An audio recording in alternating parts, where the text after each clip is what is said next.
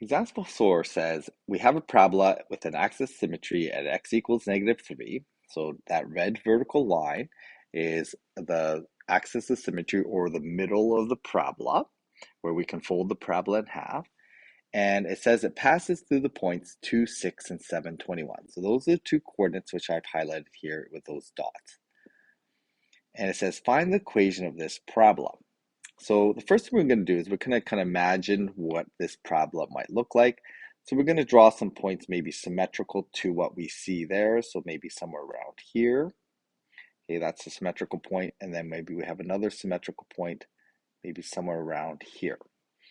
Okay, and we can kind of imagine that this parabola might go through there, kind of like that and like that. Okay, so this is the parabola, the equation that we want. We can kind of see that it's probably going to open up.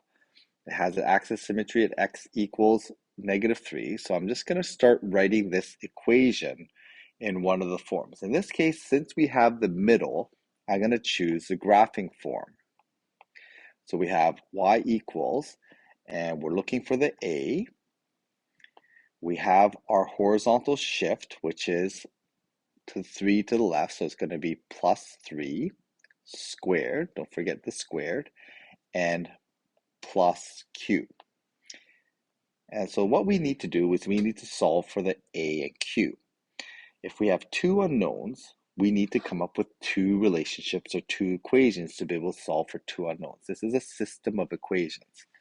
So I'm going to use one of the coordinates, and the first coordinate I'm going to use is maybe 2, 6. So I'm going to say y is equal to 6 when x is equal to 2. So I'm going to plug 2 into that value for x. And I have my two unknowns, p and q. So I'm just going to maybe highlight that in a slightly different color. So that's going to be in that color.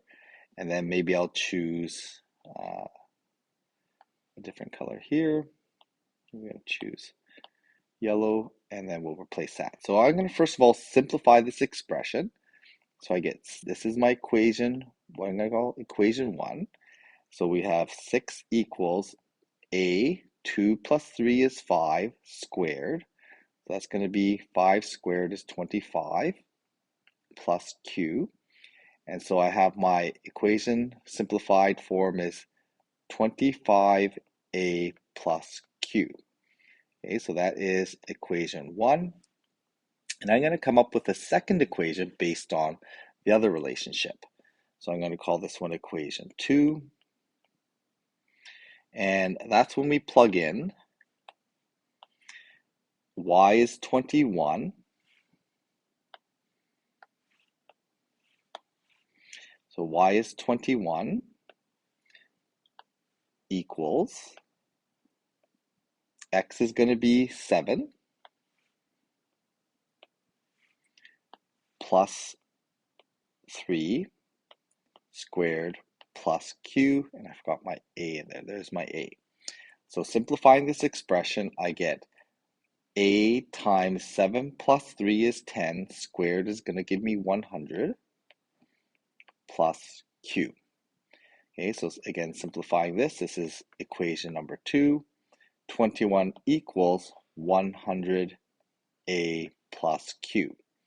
Now I can solve this system of equations. In this case here, the q's match. So I'm going to take equation 1 and I'm going to subtract equation 2. And so I have 6 is equal to, actually I'm going to do that the other way around. I'm going to take equation 2 and subtract equation 1.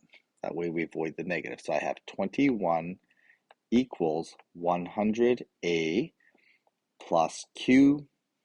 Equation 1, we're going to subtract that. That's 6 is equal to 25a plus q.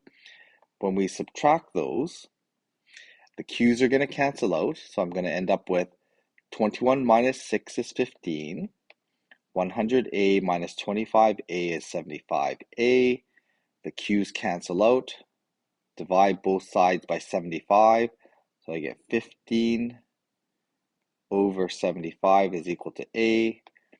that works out to be a simplified fraction of 1 over 5. So what I've done then is I've solved for my a value. My a value is equal to 1 over 5.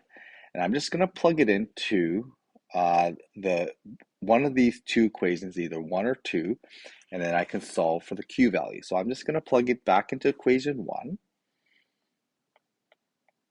I'm going to take equation 1, which is 6 is equal to 25 times a.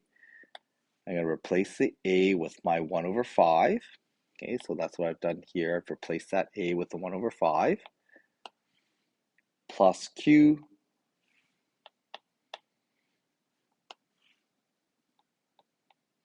Solving for q, I get 6 equals 5 plus q. Q is equal to 1. Okay, so that's my solution for q. In this case now, I have both the a and q values, so y is equal to, well, the equation of this parabola is y is equal to 1 over 5. So that's a horizontal compression. X plus 3 squared plus the q value, which is 1.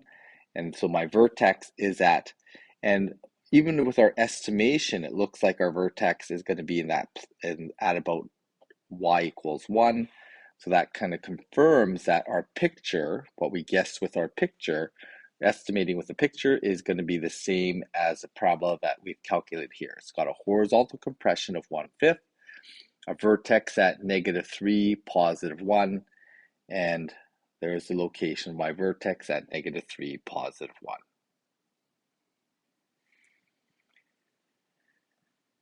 For example number 5, it says here, find the point that is symmetrical to 4, 7 on the parabola y equals 2x minus 3 squared plus 5.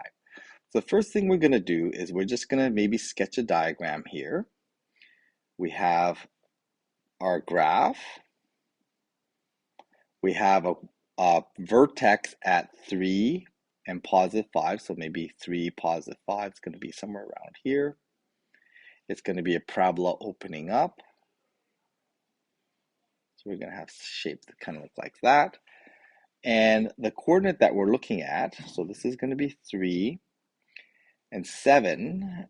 The coordinate that we want to find the symmetrical point for, this one here, is going to be at 4 and 7, somewhere around here. Okay, so we're going to say that's 4, and that's going to be at about 7.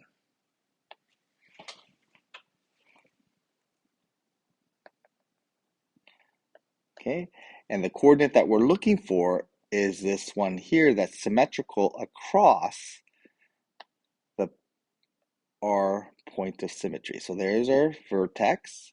That's our line of symmetry. So we want to find that other coordinate.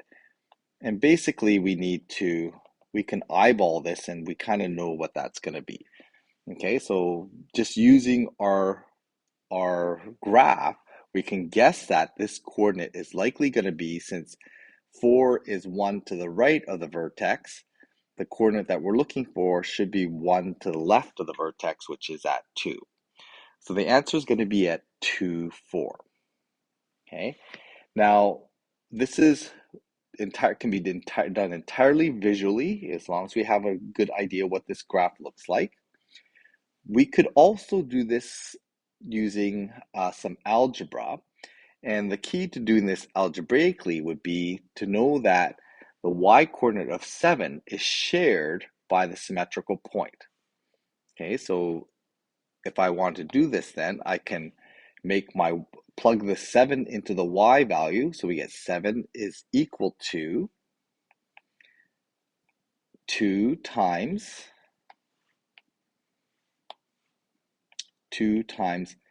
x minus 3 squared plus 5. And then we can solve for the x value. To solve, we need to undo this calculation. So I'm going to first of all do -5 to both sides. So I get 2 is equal to 2x minus 3 squared. Okay, so I did subtract 5 to both sides. I'm going to divide both sides by 2. Maybe I'll just write that in. Divide by 2, divide by 2. So I end up with 1 is equal to x minus 3 squared. Now I'm going to undo the square by square rooting both sides, but whenever I solve by square rooting, I have to remember that the square root of 1 is 1, but it's going to be, since I'm solving for a square, it should be plus minus 1. So I get x minus 3 is equal to plus minus 1. Add 3 to both sides, so I get 3, x is equal to 3 plus 1 and minus 1. So the solution then is, well, if I plus 1, I'm going to get x equals 4. If I minus 1, I get x equals 2. The solution that I'm looking for is 2 because the 4 was given in the original problem.